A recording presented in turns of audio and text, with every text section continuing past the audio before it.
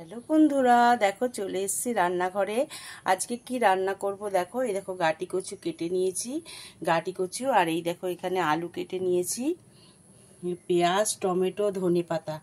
আর এটা কি বলো তো, কালকে যে চিংড়ি মাছটা রান্না করেছিলাম, ওই চিংড়ি মাছের মাথাগুলো রেখে দিয়েছিলাম।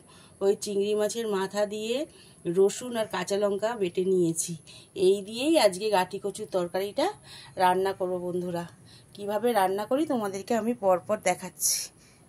তো আগে গাটি কচু আর আলুগুলোকে তেলের মধ্যে দিয়ে দিয়েছি, অল্প একটু নুন হলুদ দিয়ে দিয়েছি।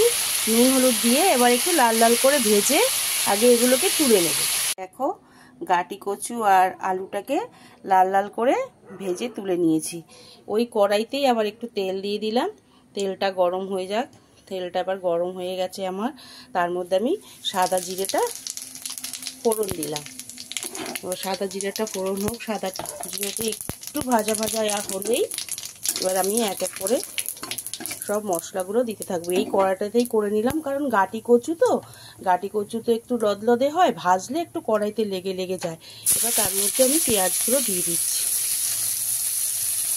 পেঁয়াজগুলো এবার আমি হালকা করে ভাজা করে নেব, একটু হালকা মতো করে ভাজা করে নেব। এবার পেঁয়াজটাকে আমি একটু হালকা হালকা করে ভাজা করে নিচ্ছি।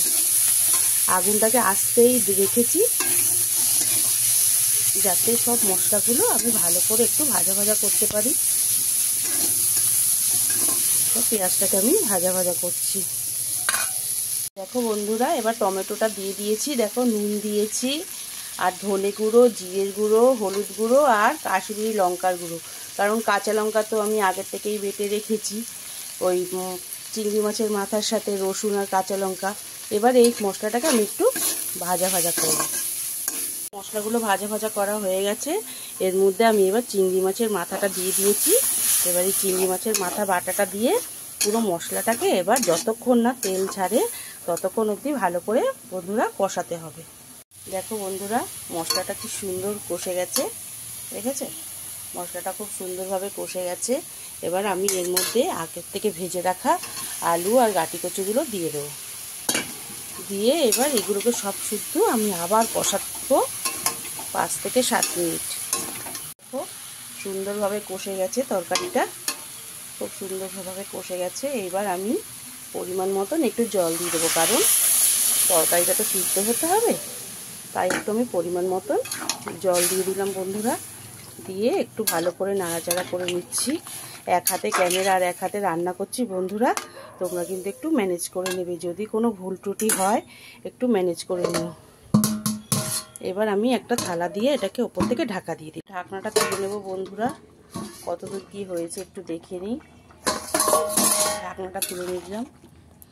দেখে তো মনে হচ্ছে সিদ্ধই হয়ে গেছে সব তরকারিগুলো। হ্যাঁ, সুন্দর সিদ্ধ হয়ে গেছে, সব সিদ্ধ হয়ে গেছে বন্ধুরা। গাটি কচু টচু সবই সিদ্ধ হয়ে গেছে। এবার একটু ফুটুক, একটু হালকা। এবার এর মধ্যে আমি একটু ধনেপাতা ছিটিয়ে দিচ্ছি বন্ধুরা। ধনেপাতা দিয়ে দিলাম। এবার একে আমি একটু ফুটতে দেব, আর একটু ফুটে গেলে হয়ে আসবে তরকারিটা। এই গামলায় ঢেলে ফেলেছি। দেখো বন্ধুরা, আমার তৈরি হয়ে গেছে চিংড়ি মাছের মাথা দিয়ে গাটি কচু আলুর তরকারি। টাটা বন্ধুরা, কেমন হয়েছে একটু কমেন্টে জানিও। টাটা।